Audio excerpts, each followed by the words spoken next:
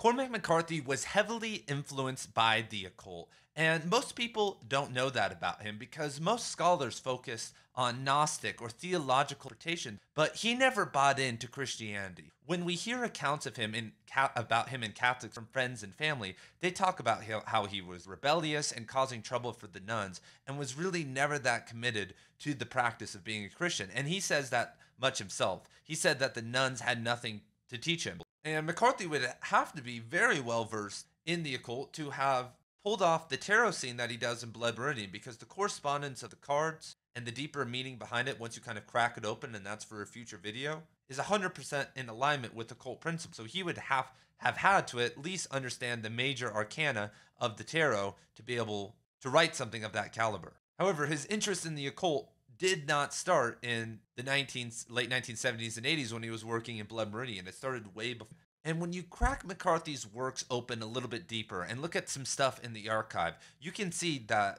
he read deeply into the occult, and almost any open-minded individual at that time would, because before the whole hippie movement, there was a massive revivalism of the occult and even an occult philosophical movement happening over in Europe. It wasn't just all like Aleister Crowley. We have people like George Gurdjieff and P.S. Uspensky McCarthy read. And then, of course, there are the more classic occultists, one being Heraclitus. McCarthy is very inspired by the Greek Heraclitus, who is considered to really be the first occultist. And Heraclitus actually is the lineage holder of McCarthy's seemingly favorite philosophical, because it goes from Heraclitus to Zeno to Marcus Aurelius, then down to Bruno, Spinoza, Schelling, Schopenhauer, Nietzsche. McCarthy is a fan of every single name I just said, especially when it comes to his novel writing and philosophical. You could say that he's more in the Bacon, Locke, Hume lineage when it comes to more of his Santa Fe Institute. And McCarthy literally steals from Heraclitus in Blood Meridian. He writes himself, "Let the judge quote this in part and without crediting the source." So he basically steals a quote from Heraclitus, but uses it as the judge's language. And the thing he steals is one of the most famous quotes from Blood Meridian. The whole "war is the ultimate game because war is at last forcing the unity of existence. War is God." That is from Heraclitus. So moving on to our next figure, and that is Carl Jung. And for those who don't know, Carl Jung is heavily invested in the occult. Sigmund Freud called what Jung was doing very wacky because he thought he went too deep into the occult. Jung got really into alchemy and a lot of other aspects of the occult. And so if McCarthy was well read in terms of Carl Jung, he would have had to explore and read about different aspects of the occult during that time. And McCarthy was actually of Carl Jung. And Carl Jung is a stonemason. And McCarthy actually turned to Jung for his ideas on stonemasonry.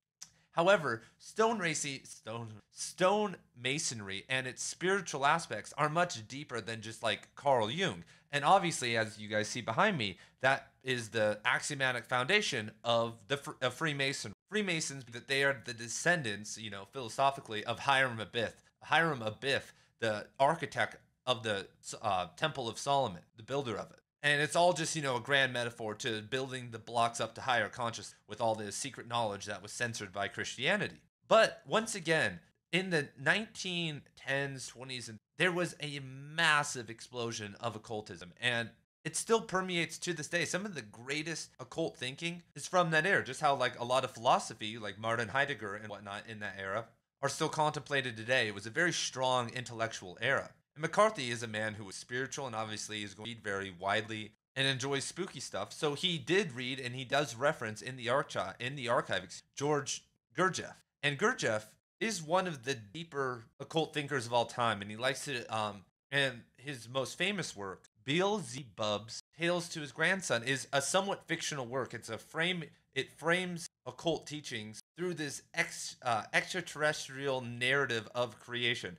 And it is very famous, and McCarthy, who once again is a very deep reader and very smart, would have had to have encountered it. I first read it when I was like 18 or 19 because so many people talk about it. And in this book, once again, we are moving into Freemasonry and like a lot of the principles of it. And McCarthy also, as we know now, took LSD. He was a psychedelic user, and so that obvious to more contemplation about these ideas. And if McCarthy is this grand storyteller and loves to research and hang out with people, that's what people talk about, especially when you're being degenerates, when everyone has dropped out of Christianity. And like I said, we're coming off this massive occultism wave. A lot of these ideas are what people are talking about, especially in like intellectual away from the ideas. And when I just released a video on Cormac and Ludwig Wittgenstein, and he was talking about how it's interesting how Ludwig came up with similar revelations to quantum physics all at the same time and really didn't know what was happening in the quantum field realm